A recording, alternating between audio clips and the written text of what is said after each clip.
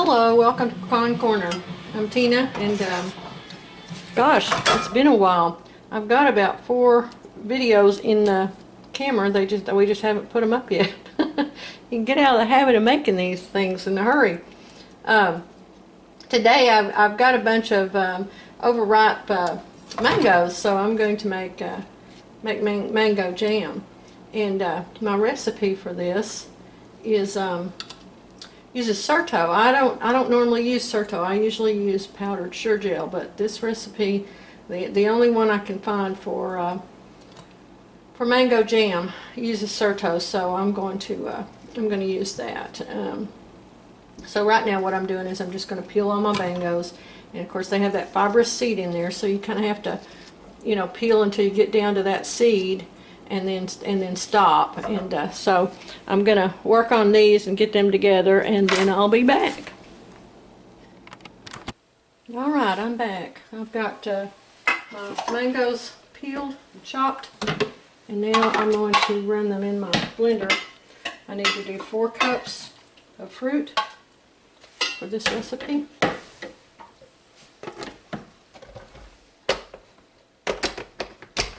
Do a cup at a time in the blender, just grind them up coarsely.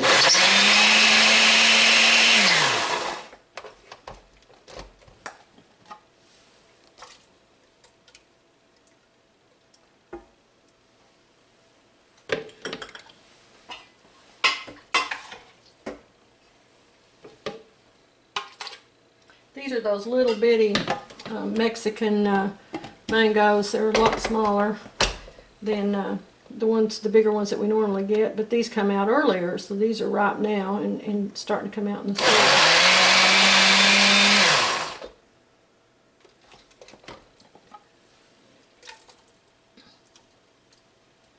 And they're inexpensive, at 2 for $1. It's a pretty good price.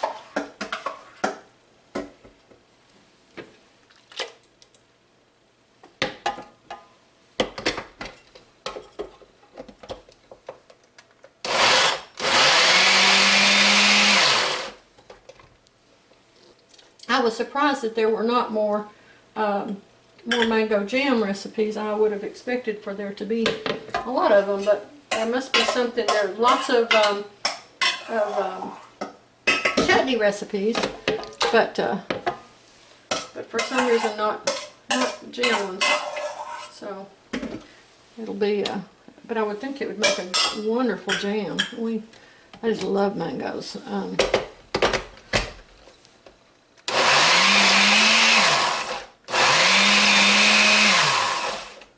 There we go. All right. Now then.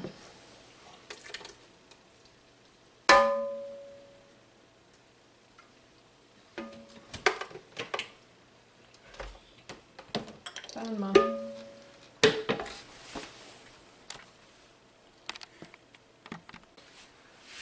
All right. I'm using frozen limeade instead of fresh lime juice, just because I don't have fresh lime juice, so I'm going to use the limeade instead, leaving it concentrated and using a 1/4 cup.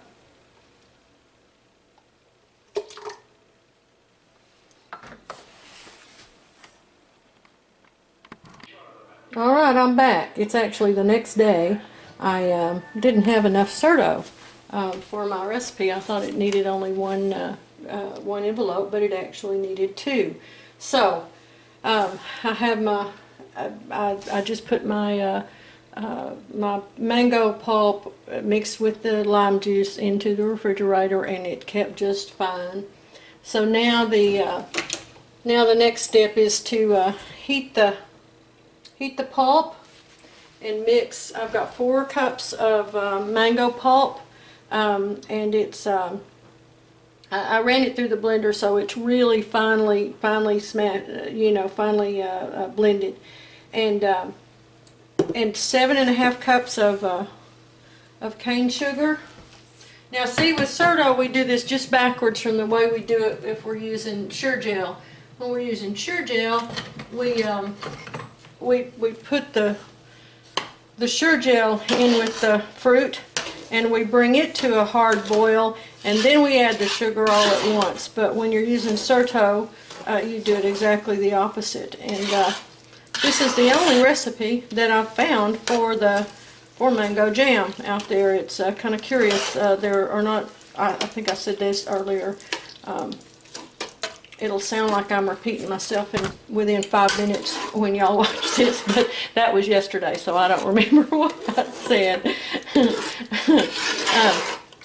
I have to apologize for us not having been on YouTube for a while. We just I got busy, had all kinds of other things going on, trying to get the garden in, and I had a garage sale, so I had to clean out the house and hunt up everything that I wanted to get rid of, and a bunch of other things like that we had to do, and I just kind of got out of the habit of it, and so I apologize for if anybody was concerned. It's real sweet. That's a measure of this community that some folks did contact us because they just wanted to be sure we were okay since we just kind of disappeared. So hopefully we're back now. So I've got my lids in my warm water, and I've got my prepared jars waiting here, so they're all ready to go. You know, you kind of have to have everything together once you start making jelly, because you just can't,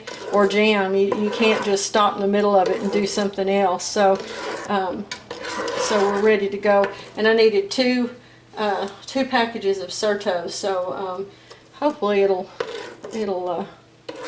thicken up real nicely with that much Certo in it.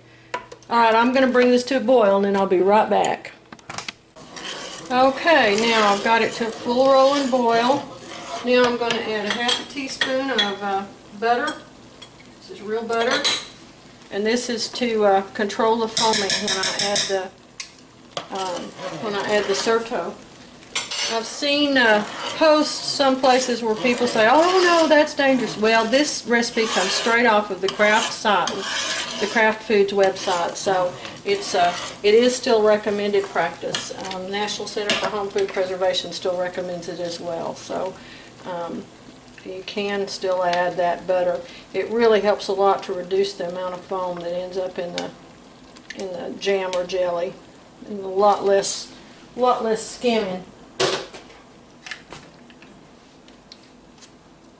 Okay, there we go.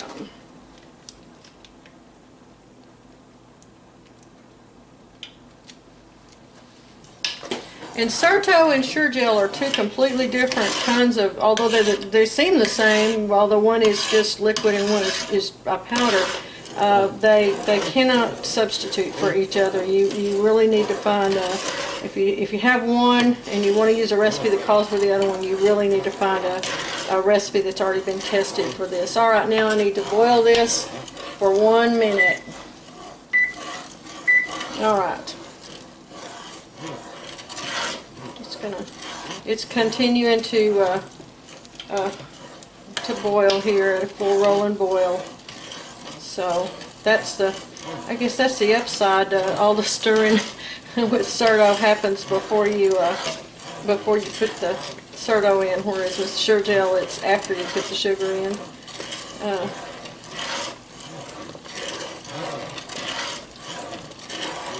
There we go.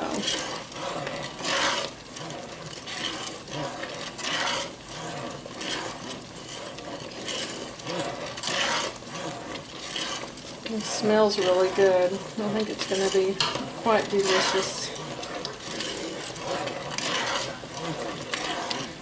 I've got my water heating. I'm using my stock pot to can these in because I'm making only half pints. I'm not going to make any pints of this, so there's plenty of room there for my. Okay, there we go. All right. Now then, it's off. All right. Now I need to just let it cool down here.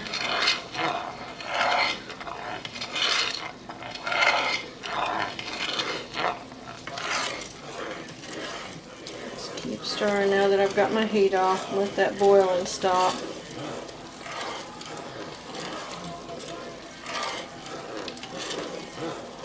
I can pour it into my jars. You'll notice I'm using a metal spoon to stir it with too.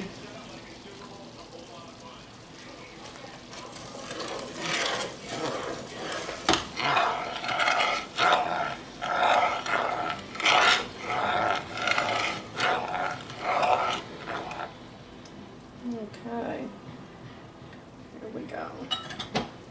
Now then, I've used ladles in the past, but I actually found that just a good, nice metal measuring cup works really effectively for ladling anything.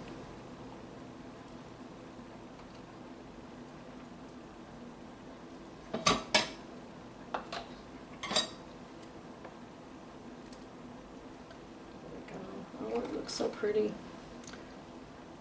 It's like sunshine.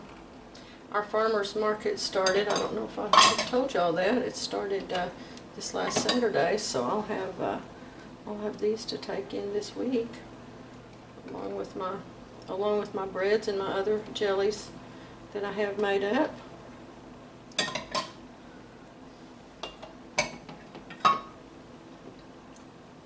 I talked to one of the other ladies, our market manager, and she also bought mangoes this week, and she's made mango strawberry jam with hers. So we'll have a nice selection at the market. That, you know, that's the thing when you're eating locally, is that everybody is going to be making products out of the same kinds of fruits and vegetables, or had the same ones. But that's okay, because everybody's is a little bit different, and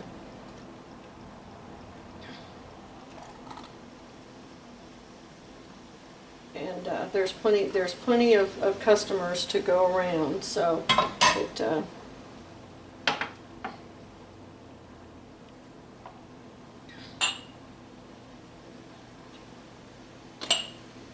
it's just fun.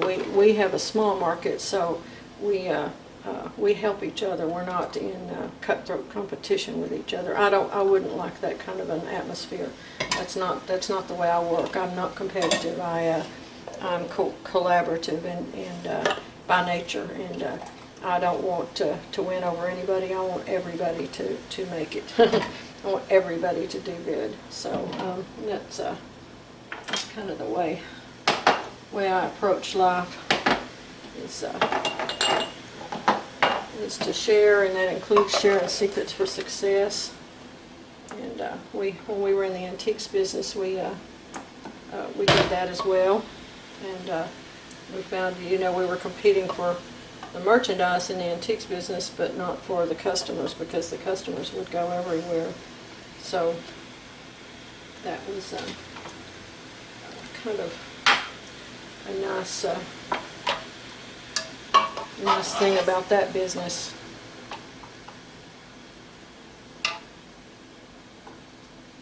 Okay, got a little bit left there. Let's see.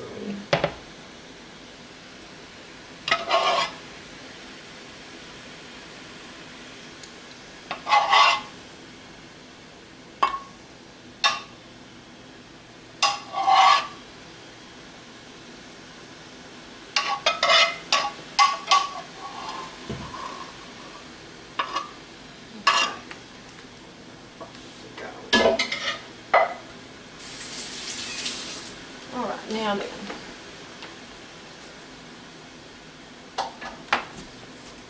get a wet towel and clean those off. Use a paper towel for this. I can hear my water getting warm over there. I've got a little bit of vinegar in it, so that it won't turn my jars white.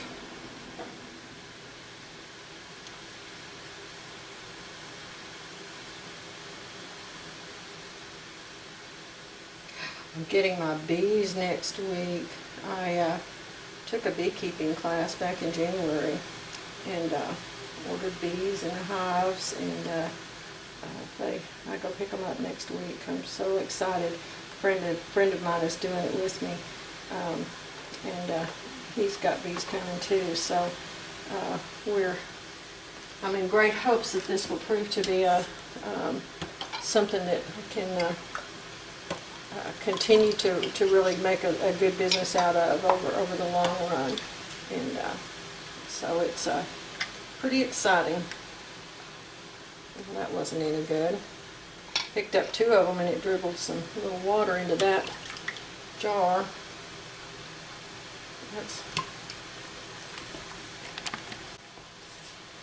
So I'll keep that jar separate. We'll just eat that one.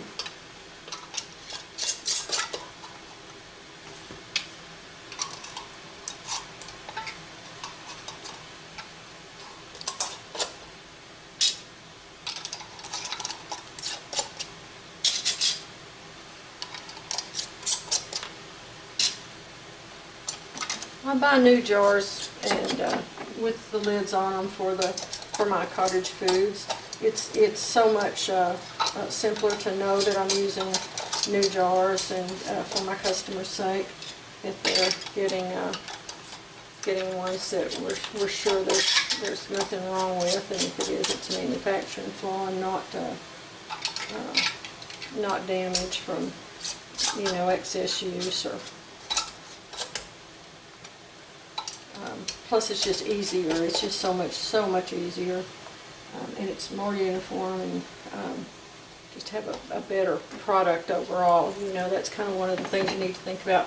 It's different when we're thinking about doing things for our family as opposed to for a customer.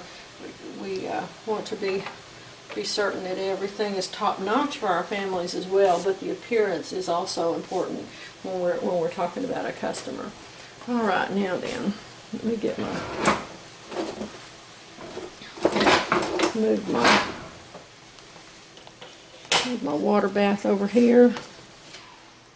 Put it on this. There we go. And now put my jars into it. Some of the jars, it won't hold them all, it'll hold most of them. We're going to get the oops. I've got rings, candy jar lid rings, some old ones down in the bottom of this, and that makes a great rack to use for these. The jars just sit real tightly on top of them.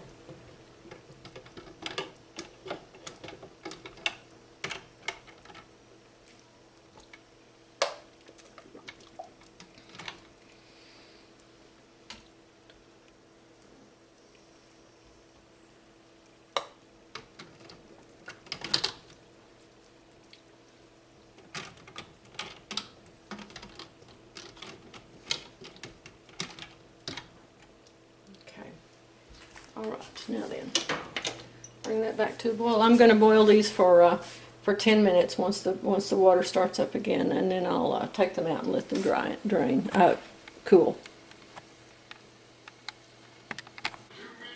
Okay, there's my timer going off. Time to take my jars out, and I'll put those last 3 in. And I'm going to let these sit. Now these will sit all night until they're completely cool.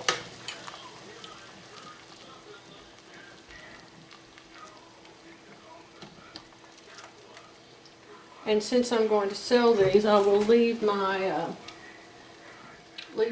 rings on them. I'll take them off and wipe them so that there's no sticky stuff, by chance underneath the rings.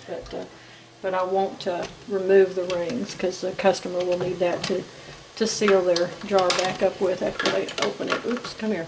There we go. I know, I talked to my jars. There we go. Starting already. This little bitty one, I usually try every time I make a batch of jam, I try to make a little bitty quarter pint. This is for where have I got it here? This one is for samples, and that way I've got a jar to sample with. We can give samples at our farmers market of certain kinds of things like this, of our cottage foods. So it's great to have that option, and it really it can really help sell a new product. Paul is really good at selling these things, especially when he's got samples. Whatever it is he's marketing that way that day, we will sell lots and lots and lots of, because he has a knack for when he talks about food, and then when he can let them taste it, they always agree with him. This particular jam has a flavor very reminiscent. Oh, here I'm popping. Oh, what pretty sounds. Flavor very reminiscent of peach. So anybody that likes peach jam would like this as well. So I'll do that. I'll clean them off, remove the rings and wipe them off, put the rings back on, and then I'll attach a label and that meets our legal requirements for cottage foods, and they'll be ready to go with me to market on Saturday. Alright, thank you guys. Have a great day, and I hope if you've enjoyed this, I hope you will give us a thumbs up and please subscribe. Thank you.